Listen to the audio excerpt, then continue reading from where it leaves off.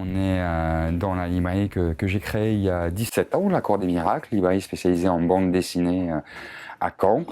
Aujourd'hui, tout particulièrement pour accueillir Xavier Mussat, un auteur de bande dessinée qui a sorti en début d'été Carnation, un album très particulier puisque c'est un album qui a eu une gestation lente et longue de 10 années. Xavier Mussat, il vient du milieu indépendant, il a été à l'initiative de la création de la maison d'édition Ego Comics en 94 avec entre autres Loïc Néhou, Fabrice No, Poincelet, une maison d'édition qui se consacrait essentiellement à ce qu'ils estimaient être le plus important pour eux en bande dessinée, c'est-à-dire l'autobiographie et non la fiction. C'est un grand plaisir d'avoir Xavier parce que je ne l'ai pas rencontré à l'époque de Sainte Famille, qui est son premier album. Il a fait que 2 albums en 14 ans. On a accueilli au tout début des années 2000 un certain nombre d'auteurs de ces labels indépendants, que ce soit Ego Comics, Cornelius, l'association Fréon, Amok. Nous avions eu Fabrice No, Poincelet en ce qui concerne Ego Comics. Xavier, c'était pas le cas, on l'a 10 ans plus tard, à l'époque où ces maisons d'édition ont du mal à vivre, évidemment, certaines ont disparu aussi, avec ce projet nouveau qui a une gestation, comme on disait, de 10 ans, mais qui est un livre pour moi extrêmement important dans le paysage de la bande dessinée. Là, on est dans une veine autobiographique qui ne se resserre pas sur le jeu, mais s'ouvre au nous, et plus complète au niveau des problématiques que celle d'un individu. Comme on a pu en parler tout à l'heure, moi j'ai ressenti quelque chose qui m'était proche par rapport à mon âge, par rapport à une génération, par rapport à des problématiques politiques, géopolitiques, par rapport aussi à des idéaux, des engagements qui correspondent à l'adolescence, au début de l'âge adulte. 20 ans plus tard, on peut être parent, on peut avoir changé de cap professionnel et voir les choses différemment. En ça, cet album est extrêmement important. Bien sûr, il ne faut pas du tout oublier cette histoire entre ces deux personnages, cette histoire dite toxique pour les deux, et ils s'empoisonnent mutuellement. Hein. Donc, tous ces questionnements sur l'amour, à quoi on est prêt par amour, qu'est-ce que l'amour, est-ce qu'on peut aller au-delà du sentiment amoureux, est-ce qu'aimer c'est se sacrifier, c'est sauver l'autre, voilà, des tas de questions qu'on peut retrouver dans cet ouvrage. C'est pas un chaos qui ressort de cet album, c'est plutôt quelque chose, un amalgame d'inspiration, de faits qui donne au récit sa force et qui permet d'emporter le tout sur 250 pages.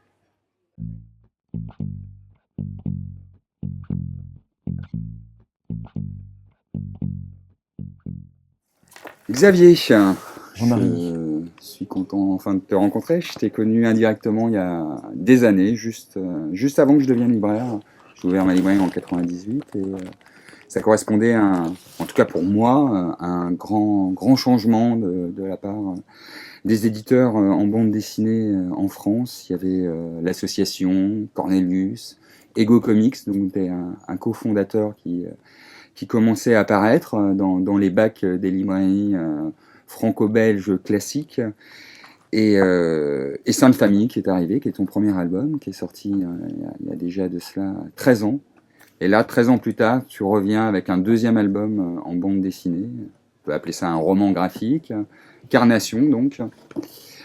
10 années d'écriture, de réflexion, de mise en page pour arriver jusqu'à quand aujourd'hui.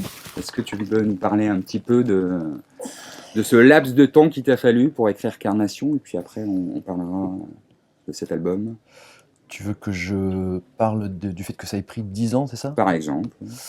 Bon, c'est une question qu'on me pose assez souvent et je comprends qu'on me la pose parce que c'est une situation assez atypique de se retrouver face à un livre qui aurait été fait sur un laps de temps aussi long. En gros, là, je crois qu'une des raisons essentielles qui ont fait que je me suis retrouvé finalement à le faire sur un délai aussi long, c'est des choix de vie personnels. Oui. C'est qu'à la sortie de Sainte Famille, j'ai eu sans doute à ce moment-là des velléités un petit peu de me professionnaliser dans la bande dessinée, d'essayer de me dire, tiens, et si j'essayais d'en vivre, si j'essayais de faire des projets que je pourrais vendre pour... Et force a été de constater que ça m'a pas intéressé et que j'ai eu envie de faire d'autres choses pour gagner ma vie, tout simplement. Et donc je me suis orienté vers des projets professionnels qui m'ont pris beaucoup de temps. Donc d'abord j'ai été illustrateur, jeunesse, où j'ai fait beaucoup de livres. Donc c'était un temps de travail énorme que ça demandait. La priorité pour moi c'était de sortir de cette espèce de situation précaire sociale dans laquelle j'étais. C'était de vivre correctement. Donc tout simplement j'ai énormément travaillé en dessin, en illustration. Ça me laissait peu de temps pour travailler sur ce livre. Ensuite, je suis devenu professeur. C'est pareil, c'est un temps de travail qui m'a beaucoup occupé. Et du coup, je me retrouvais, par la force des choses, je me retrouvais à avoir peu de temps libre, vraiment à consacrer à ce travail-là. Et c'est une sorte de mécanique qui m'a complètement convenu et que j'ai complètement accepté. Et je savais, il y a de ça 10 ans, hein, quand j'ai commencé ce livre, je savais que c'était un livre qui me prendrait énormément de temps.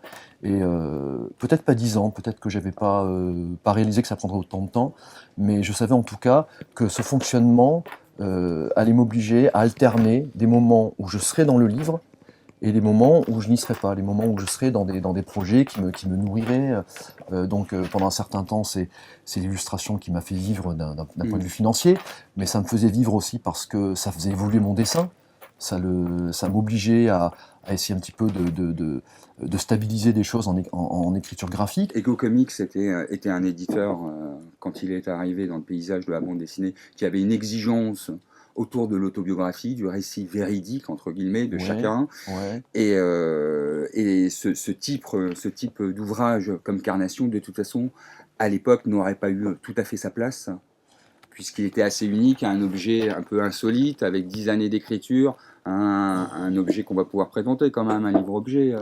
Il y a la couverture, il y a l'aspect non classique par rapport aux 48 pages, 54 pages habituelles de bande dessinée, avec le noir et blanc qui aujourd'hui est quand même rentré un petit peu Dans les plus mœurs. dans les mœurs éditoriales. Mais bon, par contre, 250 pages, une couverture aussi assez marquante, et puis un titre, on va peut-être pouvoir parler du titre quand même, Carnation. Carnation, la définition de carnation.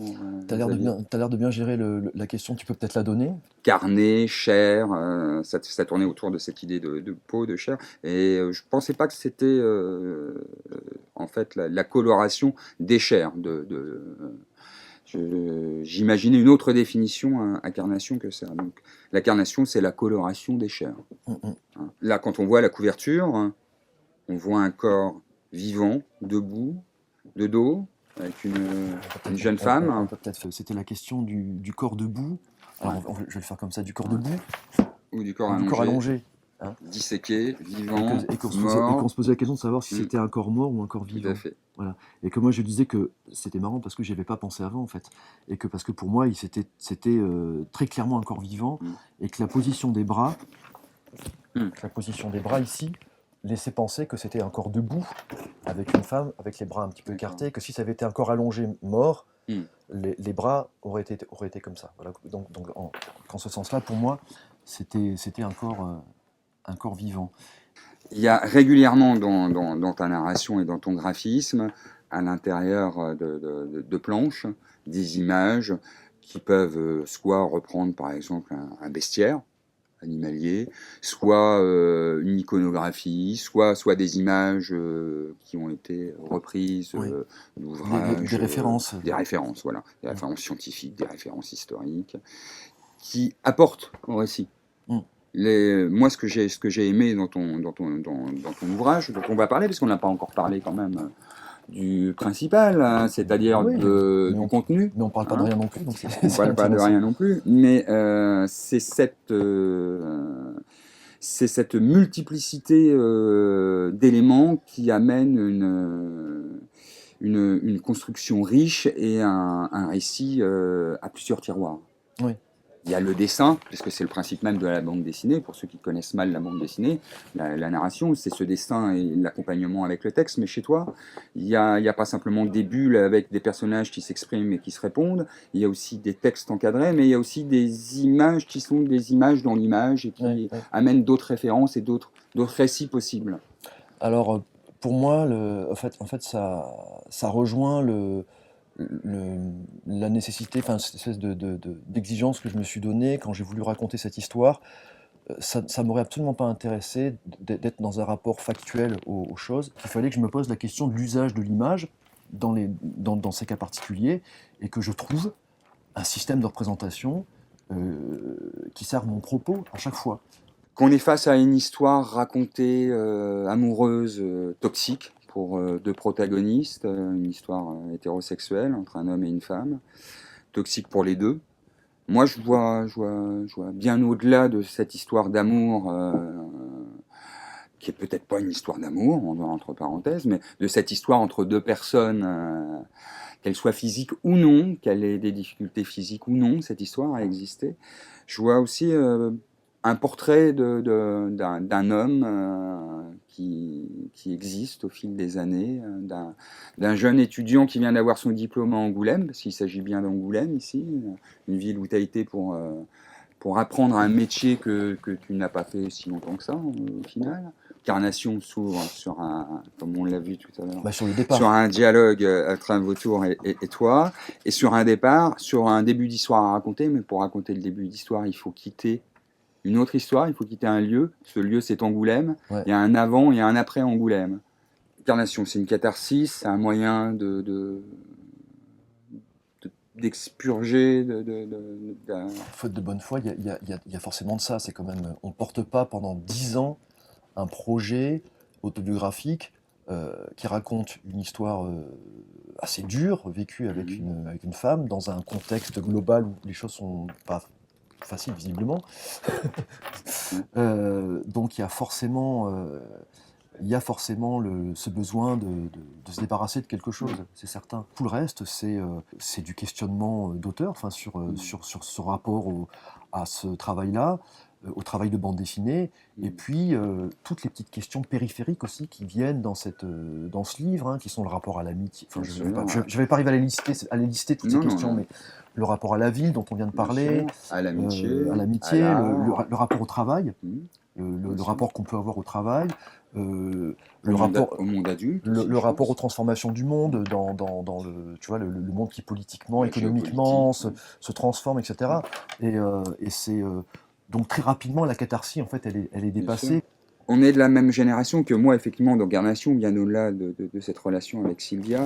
Je vois aussi les sujets qu'on a abordés, mais je vois aussi, alors ça fait écho à ma vie, bien évidemment, mais je vois aussi un portrait peut-être d'une génération de quarantenaires qui ont eu du mal à se détacher de l'enfance, voire de l'adolescence pour certains, je ne sais pas. Mais en tout cas, je m'y suis retrouvé dans pas mal de points, et pas simplement dans les relations amoureuses difficiles. Est-ce que, inconsciemment, Carnation, c'est ça aussi? Quand je l'ai commencé, ce livre, je racontais une histoire qui s'était terminée 3 ans avant, en gros.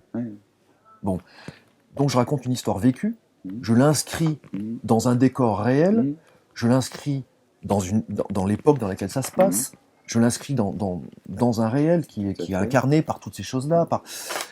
Et puis le temps passe, et je continue à écrire ce livre.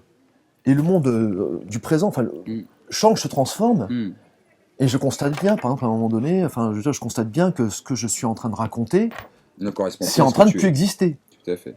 Et que donc je suis en train de rentrer dans une démarche presque d'historien, où je suis en train de continuer à raconter une histoire qui se passe à une époque, le temps passant, une époque révolue. Et donc, 10 ans étant passés depuis, cette époque, cette histoire que je raconte, s'inscrivant dans cette époque, mais tout d'un coup, c'est l'époque que je raconte. Donc forcément, les gens qui ont vécu des choses à cette époque-là, qui ont à peu près mon âge et qui ont pu vivre des choses à cette époque-là, se retrouvent face à une sorte de représentation de ce qu'ils ont pu vivre. Donc ça devient générationnel par la force des choses. L'autobiographie pure et dure est-elle possible réellement? dès que ça fait écho à l'autre, dès que la fiction rentre dedans, l'autobiographie en soi n'existe plus réellement. Ce qui compte, c'est la démarche dans laquelle tu te mets. C'est Tout à fait. c'est la démarche que tu adoptes, où tu es en prise avec ton histoire, ton réel, et tu t'en sers comme d'un matériau de travail. Donc tu es dans une démarche autobiographique. Donc ça n'est pas en soi un exercice narcissique qui sert juste à ne parler que de son petit truc, Bien sûr. mais qu'en fait on est passionné par ce qui nous entoure et qu'on fait tout rentrer. Enfin voilà, on fait tout rentrer dans une autobiographie et qu'en fait c'est un prétexte. Employer le jeu, c'est un prétexte pour raconter sans fioriture, sans truc, pour faire rentrer tout le reste. En fait, voilà.